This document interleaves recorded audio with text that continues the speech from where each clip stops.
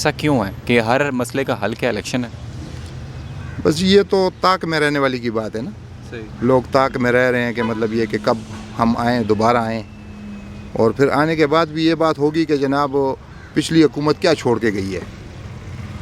फिर भी हमने यही सख्तियाँ देखनी हैं, तो जो है सो वो ठीक है। अब तो यहाँ से हम तकरीबन 2 साल से आगे गुज़र चुके हैं, सही। तो आगे जो हम इसी आसरे में हैं कि इंशाअल्लाह वक्त अच्छा आएगा, और जो भी आता है अल्लाह मियाँ का कहना है कि ये आपके ऊपर अगर कोई हुक्मरान आया है तो वो मेरी तरफ से आया है, तो आप उसके बारे में बुरा भला ना कहें, आप अपने अमाल ठीक करें। तब्दीली तो लाना अल्लाह का काम है, वो कोई नहीं ला सकता।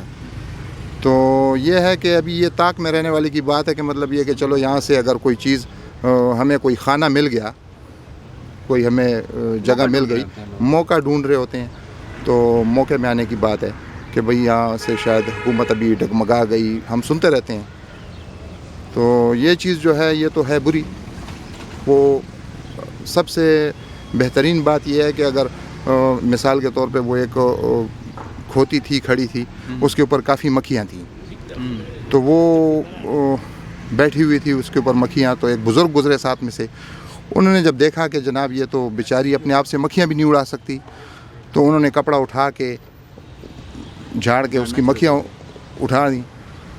तो खोती ने मुंह फेर के बोला कि जालिम ये क्या किया तूने। बुज़ुर्ग ने बोला मैंने जुल्म नहीं किया, मैंने तो भाई तुम्हारी जान छुड़ाई मक्खियों से।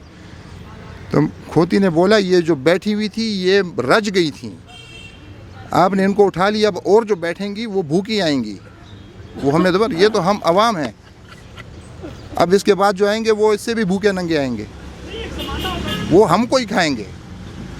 ठीक है, तो अब ये रच चुके हैं, इनको रहने दें। 5 साल तक जो भी आता है हमें वहाँ तक रहना चाहिए। बल्कि मैं तो ये कहता हूँ कि इनसे वहाँ पे जो जिस तरह हल्फ लेते हैं उस वक्त बता देना चाहिए कि भाई 5 साल में जो वादे आपने किए हैं वो अगर पूरे ना हुए तो आप आइंदा इलेक्शन से नाअहल होंगे। सही। तो इंशाअल्लाह चेंजिंग फिर आएगी। और इमरान खान ने अब तक जो भी किया है, अगर वो 2020 का वादा कर चुके हैं और ये कहते हैं वो कि इंशाअल्लाह तब्दीली आएगी, तो हमें इनको 5 साल रखना चाहिए। जैसे सराजुल हक साहब आजकल हर टीवी चैनल की ज़ीनत बने होते हैं, उनका ये कहना होता है कि सबसे अच्छी और सबसे साफ शफाफ पार्टी एक मेरी है और मुझे भी चांस देना चाहिए। कहने का मकसद उनका ये था कि मुझे वज़ीर आज़म बनाएं लोग, मुझे आना चाहिए यहाँ पे। कौन ठीक है, उनकी जब तक के काजी हुसैन अहमद साहब तक की बात थी तो वो तो बेहतर थी।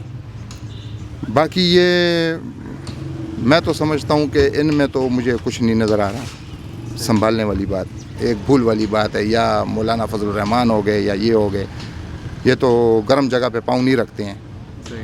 लाल मस्जिद को देख लीजिए या धरने में इनका हाल देख लीजिए, क्या बना। कुछ लोगों का तो ये भी कहना था ना, आपने बात छेड़ी दी तो मैं उसको भी आगे लेके चलूँगा। मौलाना फजल रहमान साहब यहाँ पे आए, ठीक है, उन्होंने जलसा यहाँ पे किया, काफ़ी अर्सा यहाँ पे रुके रहे, स्टे किया उन्होंने। लोगों का, बहुत से लोगों का ये भी कहना है कि अपने मतलब बात के लिए उन्होंने पैसे अपनी जेबें भरी हो चले गए। बस उस वक्त तो मैं था पेशावर में, यहाँ के हालात से मैं वाकिफ़ नहीं हूँ। धरना तो इमरान खान साहब ने दिया था और डटे हुए थे और कह रहे थे, और उन्होंने वो करके दिखाया है।